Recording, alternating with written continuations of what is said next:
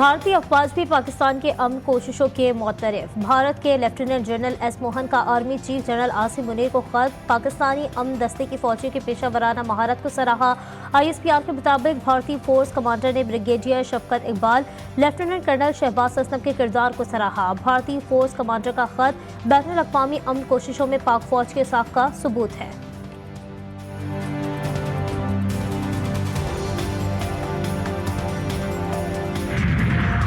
अदालती निज़ाम दुरुस्त करने के लिए आईनी अदालत ज़रूरी करार। अदालती इस्लाहात पीपल्स पार्टी का दरीना मौक़िफ़ और मुतालबा। चेयरमैन पीपल्स पार्टी बिलावल भुट्टो ज़रदारी कहते हैं किसी शख्सियत के बजाय अवाम के हक़ में नारा लगाया जाए। तय करना है कि मौजूदा अदालती निज़ाम से बतौर आम शहरी आप मुतमईन हैं।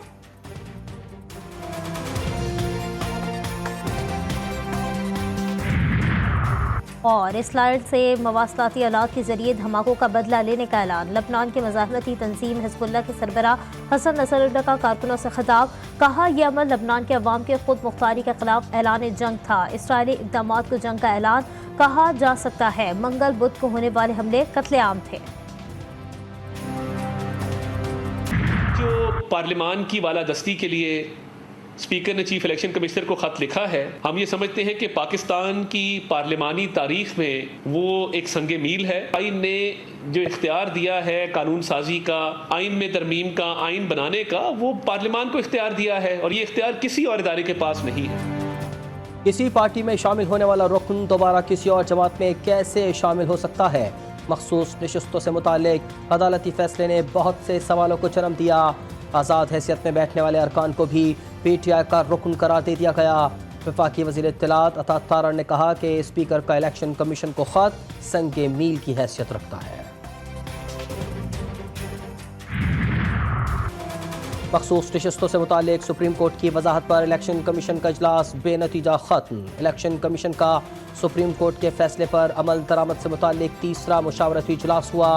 लीगल टीम ने सुप्रीम कोर्ट के फैसले और इलेक्शन एक्ट पर ब्रीफिंग दी। इजलास में इलेक्शन कमीशन अरकान, सेक्रेटरी और कानूनी टीम शरीक हुई।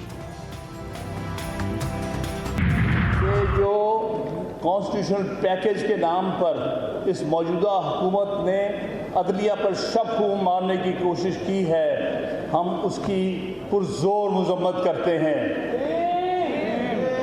और इस पैकेज को जिसको खुफिया रखा गया, दुनिया में कहीं मिसाल नहीं मिलेगी कि कभी आईनी अमेंडमेंट के पैकेज खुफिया रखे जाते हैं। वो तो कौम की अमानत होती है, सारी कौम के सामने लाना होता है। तहरीक इंसाफ ने आईनी अदालत की खुलकर मुखालफत कर दी। PTI रहनुमा हामिद खान कहते हैं कि हम सुप्रीम कोर्ट के साथ खड़े हैं। ये जजेस कोई तहसीलदार हैं जिनको आप ट्रांसफ़र करेंगे। तरमीम पर बहस होती है, ओपन रखा जाता है। इन्होंने तो तरमीम को छुपा कर रखा। यहाँ आईनी अदालत की ज़रूरत नहीं है। आप लोगों ने मुतबादिल या मतवाज़ी अदालत बनाई तो आप लोगों को हमारी लाशों से गुजरना होगा। आईनी अदालत अभी फिल वक़्त ये इस पर मुशावरत जारी है।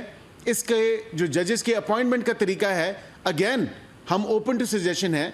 बार की तरफ से भी, बार एसोसिएशंस की तरफ से भी, बार काउंसिल्स की तरफ से भी ये रिकमेंडेशन आएगी। इत्तेहादी भी और अपोजिशन वाले भी अपनी बिल्कुल रिकमेंडेशंस दें ताकि इसको एक बेहतर जो है शक्ल में।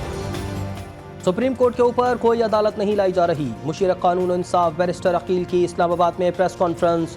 कहा कि आईनी अदालत और सुप्रीम कोर्ट साथ साथ काम करेंगी। आईनी तरामीम पर मुशावरत जारी है। किसी चीज़ को सियासी एजेंडे की नज़र नहीं होने देंगे।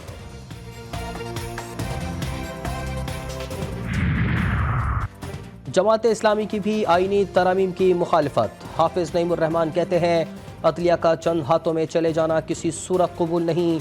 जल्दबाजी के हथकंडों से हुकूमत के इरादे जाहिर हैं। फॉर्म 45 पर फैसला हो तो बड़ी तादाद में लोग फारिग हो जाएंगे।